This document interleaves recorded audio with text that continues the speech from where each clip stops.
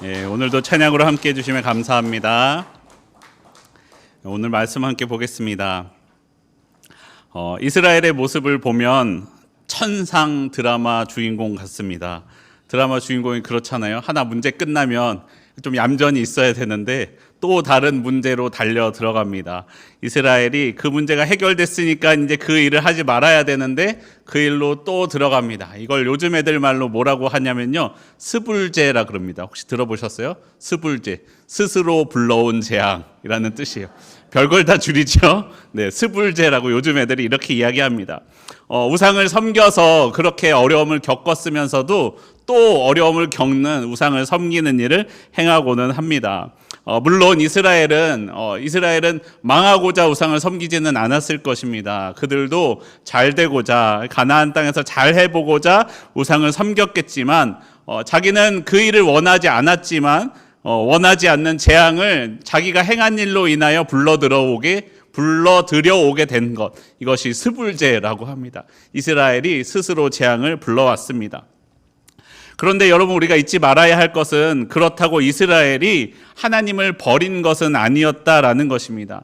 오랜 시간이 지난 후에라도 하나님을 다시 찾는 것을 보면요, 이스라엘은 여전히 하나님을 알고 있었습니다. 아마 하나님께 제사도 드렸을지도 모릅니다. 하지만 중요한 것은 무엇입니까? 하나님만 섬기지는 않았다라는 것입니다. 하나님만을 섬기지 아니하고 가나안 땅에서 잘 살기 위해 농사를 잘 짓고 새 땅에서 잘 적응하기 위해서 하나님이 아닌 다른 신도 섬겼다라는 것입니다. 사실 이것은요, 다른 종교에서는 별다른 문제가 되지 않습니다. 오늘 본문에서도 모압 왕 에글론을 보시면 하나님이 은밀한 일을 왕에게 아뢰을 것이 있다라고 말하였을 때 그런 소리는 하지도 말아라 라고 하지 않고 무슨 이야기를 하려는지 일어서서 들으려고 했던 것을 보면, 다른 종교들은, 다른 민족들은 각각 다른 신을 인정하고 있었습니다. 오히려 그 신이 나에게 무언가 말해준다라는 것은 나를 인정했구나, 나를 왕으로서 대해주는구나 라고 생각하며 더 좋아했다라는 것이죠. 하지만 하나님은 우리에게 말씀하십니다. 오직 하나님만 섬겨라. 하나님이 아닌 것들과 함께 섬기는 그것은 악이다라고 성경은 우리에게 말씀합니다. 여러분, 우리의 삶에서도 그렇지 않습니까? 여러분, 적어도 우리는 교회에 나오는 사람이면, 나는 그리스도인입니다 라고 하는 사람이라면 하나님이 계시지 않습니다 라고 말하는 사람은 없을 것입니다. 하지만 문제는 무엇입니까? 하나님을 믿는 우리 중에서도 하나님도 믿지만 내 삶에 다른 중요한 것이 있습니다 라고 할 때가 우리에게 문제가 됩니다. 하나님을 때로는 첫 번째로 두기도 하지만 때로는 다른 것들이 앞설 때가 있다는 것이에요. 그리고 그것을 전혀 이상하게 생각하지 않을 때가 있는 것이 우리에게 문제입니다. 여러분, 그렇기 때문에 사사기는 단지 과거의 사사시대 때에만 있었던 일이 아니라 어떤 믿음 없는 사람들의 이야기가 아닙니다.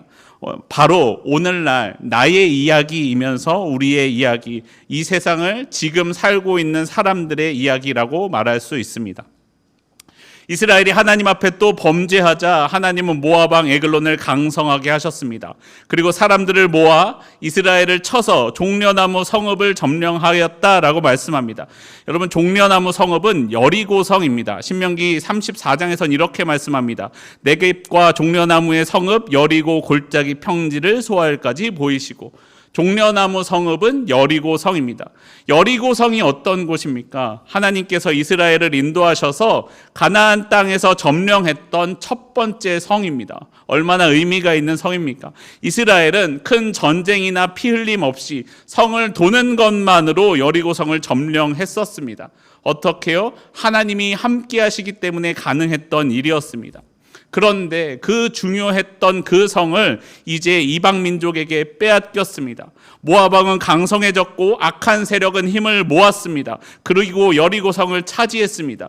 이스라엘은 모압 왕 에글론을 섬길 수밖에 없었습니다. 그것도 18년 동안이나 말입니다.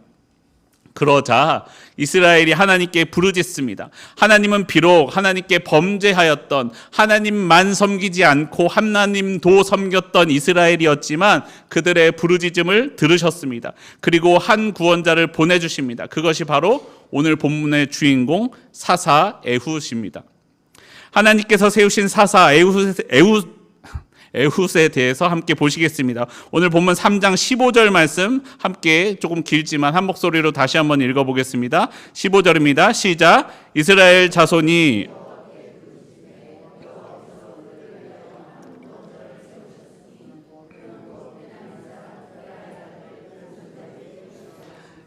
자손이 그를 통하여 모압 왕 에글론에게 공물을 바칠 때에 하나님께서 에훗을 그들의 한 구원자로 세우셨습니다. 그런데 에훗에 대한 설명을 보면 우리의 시선을 끄는 지점이 있습니다. 바로 왼손잡이라는 것입니다.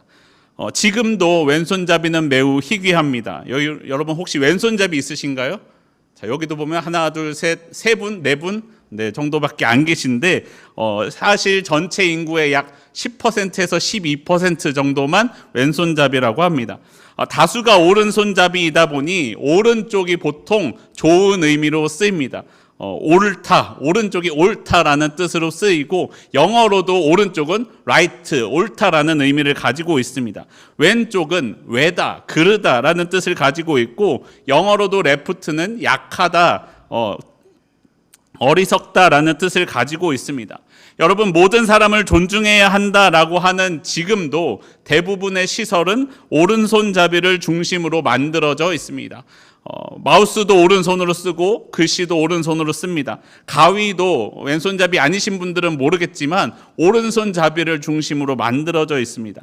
여러분, 지금도 그런데 하물며 당시 그 지역 중동에서는 왼손잡이에 대한 편견과 멸시가 더욱더 심했다라는 것입니다.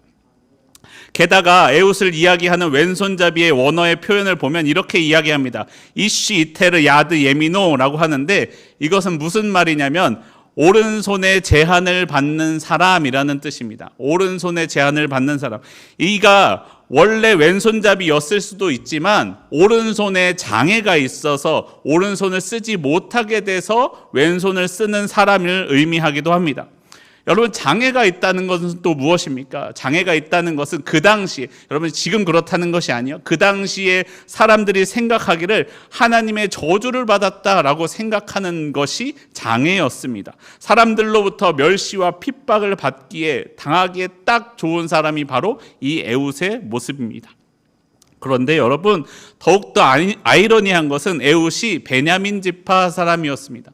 베냐민 지파, 벤야민이라는 뜻은 벤은 누구의 아들이라는 뜻이고 야민은 오른손이라는 뜻입니다. 오른손의 아들 지파의 왼손잡이 에훗이라는 것이에요. 여러분, 야곱이 베냐민을 자신의 힘이고 능력이라고 생각했었는데 오른손의 아들 지파에서 태어난 오른손을 잘 쓰지 못하는 왼손잡이 에훗, 이런 아이러니한 이름을 가지고 있었던 사람이 바로 이스라엘 지도자, 구원자로 세워졌습니다.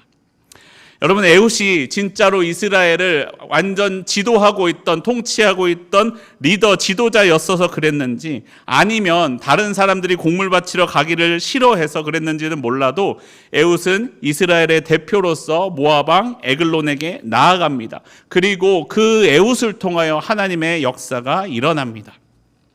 사랑하는 성도 여러분, 하나님이 사람을 쓰실 때에는 사람의 부족함이 아무런 문제가 되지 않음을 기억하시기를 바랍니다. 자기가 부족한 것이 있는 사람은 누군가가 채워주어야만 합니다. 사실 대부분의 사람이 그렇습니다. 저도요, 늘 무언가 제가 디자인하는 것을 좋아하는데 프로그램은 잘 다루는데 색감이 없어요.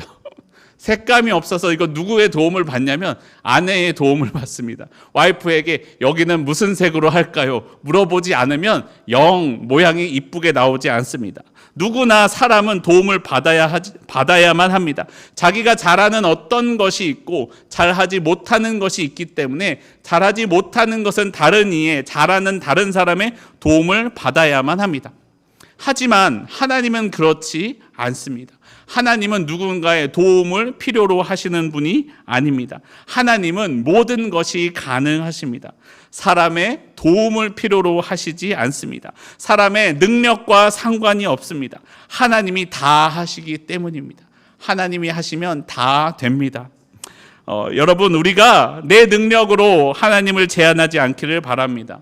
하나님은 내 능력과 내 힘과 그것과 상관없이 일하시는 분입니다. 오히려 내 연약한 점을 들어서 나도 생각하지 못했던 능력으로서 사용하십니다. 그러면 내 약점이라고 생각했던 것은 오히려 강점이 됩니다. 여러분, 에웃의 이야기에서도 보십시오. 오른손에 장애가 있어서 왼손을 주로 쓸 수밖에 없었습니다. 하지만 그랬기 때문에 모압 왕 에글론을 지키는 자들이 오른쪽 허벅지에 차고 있던 칼을 발견하지 못했습니다. 여러분, 오른손잡이는 칼을 어디에다 차야 되느냐? 왼쪽에 차야 됩니다. 그래야 칼을 뽑아서 사용하기 때문에 그렇습니다. 여기 있는 칼은 뽑으려면 칼 길이 때문에 뽑을 수가 없습니다. 그래서 대부분 오른손잡이일 때 칼 검사를 할 때 왼쪽만 검사를 했거나, 아니면 어차피 오른손에 장애가 있는 제가 뭘 하겠어 라며 검사를 대충 했을지도 모릅니다. 그래서 에훗은 오른쪽 허벅지에 차고 있던 칼로서 모압 왕 에글론을 찔러 죽일 수 있었습니다. 사랑하는 성도 여러분, 기억하십시오. 장점이라고 반드시 축복이 아니고 단점이라고 반드시 저주가 아닙니다. 여러분, 장점 때문에 오히려 망하는 사람들도 있습니다. 어떤 사람에게 뛰어난 지식이 있는 것은 분명히 장점입니다. 하지만 그 지식 때문에 사람들 앞에서 오만하게 된다면 그것은 저주가 됩니다. 많은 재물을 가진 부유함은 장점입니다. 생활을 하기에 편안하지요. 하지만 그로 인해 다른 사람을 무시하고 깔본다면 재물은 그에게 저주가 됩니다. 그는 분명히 하나님의 심판을 받게 될 것입니다. 여러분, 우리는 나의 장점을 가지고 교만하지 말아야 합니다. 그리고 단점을 가지고 절망하지 말아야 합니다. 내가 무엇을 가지고 있느냐, 내가 가진 것이 좋으냐 나쁘냐, 장점이냐 단점이냐가 중요한 것이 아니라 내가 가진 그것이 누구의 손에 들려서 사용되느냐, 그것이 중요합니다. 왼손잡이에 장애가 있어도 하나님이 사용하시면 그는 위대한 구원자가 될 수 있습니다. 여러분, 나를 바라보지 말고 나를 사용하시는 하나님을 바라보십시오. 하나님의 역사하심을 기대하십시오. 그 하나님이 나를 들어 사용하실 것입니다. 주님의 오른손이 에웃의 오른손이 되어 주셨습니다. 주님의 능력이 에웃의 능력이 되어 주셨습니다. 내가 부유함에 처해 있든지 비천함에 처해 있든지 하나님이 사용하시면 나는 하나님의 구원의 도구가 됩니다. 나를 통해 하나님의 역사가 일어납니다. 하나님의 역사에 함께하는 저와 여러분의 삶이 되기를 바랍니다. 어떤 것에도 교만하지 않고 절망하지 않기를 바랍니다. 제가 여러분 속회 신방할 때 이야기했는데, 여러분 제 목소리가 장점일까요? 단점일까요? 설교할 때는 장점인데 제가 군대에 있을 때는 많이 핍박을 받았어요. 왜요? 저 멀리 있어도 제 목소리가 들린다고 네 목소리 듣기 싫다고 엄청 핍박을 받았어요.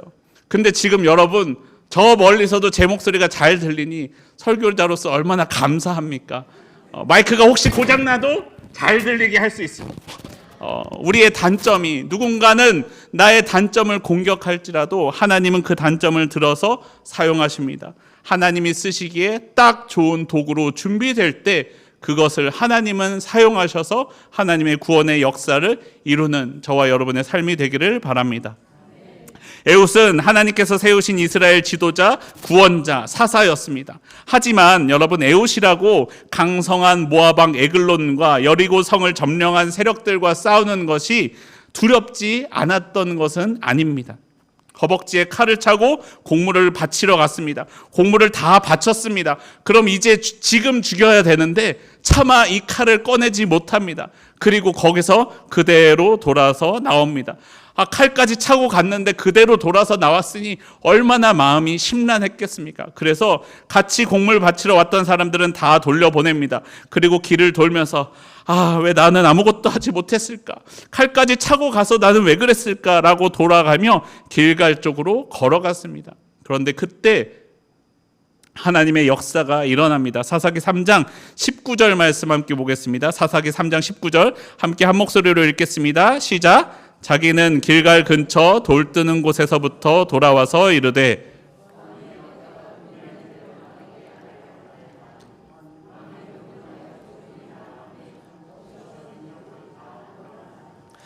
에훗이 마음이 절망하여 방황하다가 어디까지 가냐면 길갈 쪽으로 갔습니다. 길갈은 돌 뜨는 곳이다 라고 말씀합니다. 돌 뜨는 곳이라는 표현은 우상을 만드는 곳이라는 의미를 가지고 있기도 합니다. 여러분, 그런데 이스라엘에게 길갈이 어떤 곳입니까? 여러분 아시죠? 다 아시는데 제가 말씀드리겠습니다. 길갈은 이스라엘이 처음 요단강을 건너와서 진쳤던 곳이 바로 길갈입니다. 그리고 처음 이렇게 건너왔는데 무장하고 준비를 해도 부족할 판에 할례를 행했던 곳이 길갈입니다. 요단강을 건네주셨던 하나님을 기억하며 요단강 바닥에서 건진 돌을 세웠던 곳이 길갈입니다. 그래서 여호수아 4장 20절에서는 이렇게 말씀합니다. 여호수아가 요단에서 가져온 그 12돌을 길갈에 세우고, 12돌을 길갈에 세우고 그것을 보고 우리를 인도하신 하나님을 기억하자라고 했던 곳이 바로 길갈입니다. 과거의 하나님의 역사를 기억했던 곳, 하지만 지금은 우상 만드는 곳으로 바뀌어버린 곳이었습니다. 모압 왕 에글론이 이스라엘의 여호와 신앙을 흐트러뜨리고자 우상을 만드는 곳으로 세웠는지, 아니면 이스라엘이 그 신앙을 지킬 힘도 영적인 투쟁심도 그런 마음이 아예 없어져서 흐트러져서 그곳이 우상 세우는 곳이 되었는지는 정확히 알 수는 없지만, 우리가 알 수 있는 것은 그곳이 분명히 영적인 의미가 있는 곳이었다라는 것입니다. 그곳에서 에훗은 변했습니다. 에훗은 용기가 없어서 자신의 마음이 절망하여 돌아갔는데 그곳에서 하나님을 만났습니다. 여호수아와 함께했던 가나안 정복 전쟁을 기억했습니다. 이스라엘이 여리고성을 자신들의 힘으로 점령한 것이 아니었던 것을 기억했습니다. 그곳에서 다시 하나님을 만나고 영적인 힘을 회복했습니다. 용기를 얻어가지고 나아갈 수 있었습니다. 다른 여러 사람과 함께 할 때도 갖지 못했던 그 용기가 하나님을 만나고 나자 용기를 가지고 나아갈 수 있었습니다. 이제 걸음을 돌이켜 모압 왕 에글론에게 나아갑니다. 그리고 지혜를 발휘해 사람들을 물리고 에글론과 독대합니다. 에글론은 외형적으로 아주 강인한 사람이었습니다. 여러분 17절을 보시면 성경은 그를 비둔하다라고 말씀합니다. 이게 우리말로 번역돼서 비둔하다고 했는데 이거 단지 뚱뚱하다라는 의미보다 튼실하다, 거대하다라는 의미를 가지고 있습니다. 요즘 영화배우로 치면 마동석 씨 같은 그냥 딱 보면 저 사람 너무 뚱뚱한데 한데 그 안이 다 근육으로 차 있는 그런 사람과 같은 이미지였을 것입니다. 에훗은 근데 마동석과 여러분 싸우려고 마주 대했다고 생각해 보세요. 영화에서도 한 주먹 치면 슝슝 사람이 날아가는 그 사람과 마주 대했을 때 얼마나 두렵고 떨렸겠습니까? 그런데 그런 사람과 마주 대하고도 독대하고도 쫄지 않았다는 거예요. 아까는 쫄아서 돌아갔는데 쫀다는 표현이 뭔가 좋은 다른 훌륭한 표현이 생각나지 않아요. 쫄아서 돌아갔는데 지금은 쫄지 않고 나아가서 에글론과 독대하여 나아갈 수 있었습니다. 하나님을 만나니까 나아갈 수 있었습니다. 칼을 빼서 그를 찌를 수 있고 거기서부터 피하여 도망갈 수 있습니다. 여러분, 하나님의 말씀을 듣고요, 예배를 드리고 종종, 자주 저는 그랬던 것 같아요. 오늘 이제 하나님의 말씀대로 살아야지 하고 나아가서 교회 밖으로 나아가면 어떻습니까? 세상으로 나아가면 그것이 잘 되지 않을 때가 많이 있습니다. 사람이 두렵고 돈이 두렵습니다. 이 일이 나를 어떻게 해버릴 것만 같습니다. 말씀대로 살고 세상 원리대로 살지 않으면 내게 큰일이 닥칠 것만 같습니다. 세상에 쫄아서 세상 사람들처럼 살고 세상 사람들처럼 선택하고 세상 사람들과 다를 것이 없는 내 모습이 얼마나 부끄러워 보였는지 모릅니다. 여러분, 그럴 때 하나님께로 나아가십시오. 한번 쫄았다고 포기하지 마십시오. 한번 쫄았다고 포기하지 말고 하나님을 다시 만나고 다시 용기를 얻어 다시 결단하여 세상으로 나아가십시오. 하나님이 그 일 가운데 함께 하실 것입니다.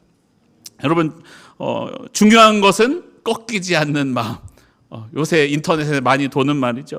한번 꺾였더라도 다시 일어서면 됩니다. 다시 도전하면 됩니다. 나 혼자서는 되지 않았던 것이 예수님과 함께 하면 됩니다. 한 번은 안 됐던 것이 2번 하고 3번 하고 4번 하면 됩니다. 여러분, 작심삼일은 한 번 3일 만에 포기했다고 하지 말고 작심삼일을 100번 하면 300일 동안 나는 그 마음을 다시 지킬 수 있습니다. 포기하지 않으면 언젠가는 됩니다. 갈라디아서 6장 9절은 우리에게 이렇게 말씀합니다. 우리가 선을 행하되 낙심하지 말지니 포기하지 아니하면 때가 이름에 거두리라. 포기하지 아니하면 거두게 됩니다. 사랑하는 성도 여러분, 선을 행하되 하나님의 뜻을 행하되 포기하지 마십시오.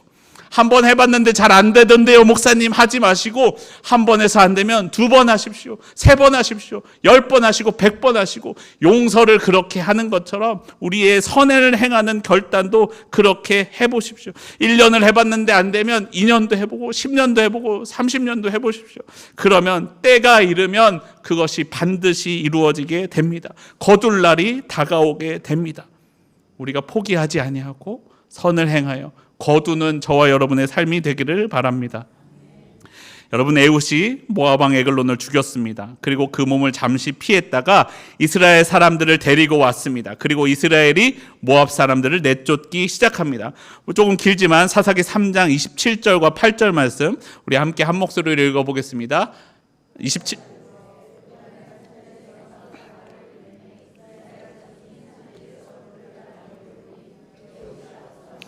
그들에게 이르되 나를 따르라. 여호와께서 너희의 원수들인 모압을 너희의 손에 넘겨주셨느니라 하매 무리가 에훗을 따라 내려가 모압 맞은편 요단강 나루를 장악하여 한 사람도 건너지 못하게 하였고, 이제까지 18년 동안 꼼짝없이 에글론을 섬겼던 이스라엘이었지만 에훗을 따라 모압을 쫓기 시작합니다. 강나루를 장악해서 한 사람도 요단 동편으로 도망하지 못하게 합니다. 모압은 이스라엘의 수하에 굴복했다라고 말씀합니다. 여러분, 이스라엘이 에훗을 따를 때 승리할 수 있었습니다. 왜냐하면 에훗은 하나님께서 이스라엘에 세운 구원자였기 때문입니다. 하지만 우리가 사사기 이야기 잘 알고 있는 것처럼 이 평화도 오래가지 못하였습니다. 사사기 3장 30절은 이렇게 말씀합니다. 그날에 모압이 이스라엘 수하에 굴복함에 그 땅이 80년 동안 평온하였더라. 80년 동안 평안하였더라 라는 것은 무엇이에요? 81년째 되는 해에 그 다음 해는 평안하지 못했다라는 것입니다. 에훗이 구원자로 섰을 때 이스라엘은 80년 동안 평온하였습니다. 여러분, 물론 80년이 짧지는 않은 기간입니다. 하지만 분명한 것은 구원자 한 사람의 능력에는 한계가 있다는 것입니다. 몸의 한계가 있고 나이의 한계가 있습니다. 아무리 강인한 사람도 언젠가는 늙고 힘이 약해지며 병들고 죽게 되어 있습니다. 그래서 성경은 우리에게 끊임없이 한 구원자를 소망하게 합니다. 하나님이 보내신 구원자, 영원히 늙지도 죽지도 않는 구원자를 소망하게 해줍니다. 바로 우리 주 예수 그리스도이십니다. 이스라엘이 에브라임 산지에서 나팔을 부는 에훗을 따랐을 때 승리했습니다. 그와 같이 우리도 예수님을 따를 때 승리할 수 있습니다. 이스라엘로서는 할 수 없었던 일이 에훗과 함께할 때 할 수 있었습니다. 나로서는 할 수 없는 그 일이 예수님과 함께하면 됩니다. 이스라엘로서는 이룰 수 없었던 평안이 에훗과 함께할 때 80년간 평온하였습니다. 그와 같이 내가 예수님과 함께할 때 나의 삶에도 평온이 찾아오게 됩니다. 그리고 사람 구원자 에훗은 80년간 평온하게 해주었지만 우리 주 예수 그리스도께서는 나의 구원자가 되사 나를 영원한 평안으로 인도해 주실 것입니다. 사사기는 반복해서 앞으로도 여러 번 나오겠지만 인간 구원자를 통하여 하나님의 구원자 메시아를 바라보게 해줍니다. 우리에게 영원한 구원자 메시아 그리스도가 필요함을 깨닫게 해줍니다. 하나님은 우리에게 그 구원자를 보내주셨습니다. 여러분, 우리 주 예수 그리스도께서도 에훗과 같이 사람들의 멸시를 받았습니다. 하지만 구원을 이루어 주셨습니다. 사랑하는 성도 여러분, 우리가 하나님의 구원을 받기를 바랍니다. 내 힘으로 이루어지는 구원이 아니라, 내 능력으로 이루는 구원이 아니라 하나님이 주시는 구원을 받아 누리기를 바랍니다. 하나님은 예수님으로 나를 구원해 주셨습니다. 그 구원을 받아 이 세상 가운데서도 하나님의 뜻을 따라 이루며 살아가는 저와 여러분의 삶이 되기를 소원합니다. 스스로 불러왔던 재앙으로 다시 들어갔던 이스라엘의 삶을 본받지 마십시오. 에훗과 같이 돌이켜 하나님을 만나고 돌이켜 다시 하나님의 뜻대로 살기로 결단하는 삶이 되기를 바랍니다. 나의 연약함과 나의 부족함과는 상관이 없습니다. 하나님이 이루실 것입니다. 하나님의 구원자 우리 주 예수 그리스도와 함께 이 세상에서 승리하며 평안을 누리는 저와 여러분의 삶이 되기를 소원합니다. 하나님께서 여러분과 함께 하실 것입니다. 우리 함께 찬양하겠습니다. 찬송가 400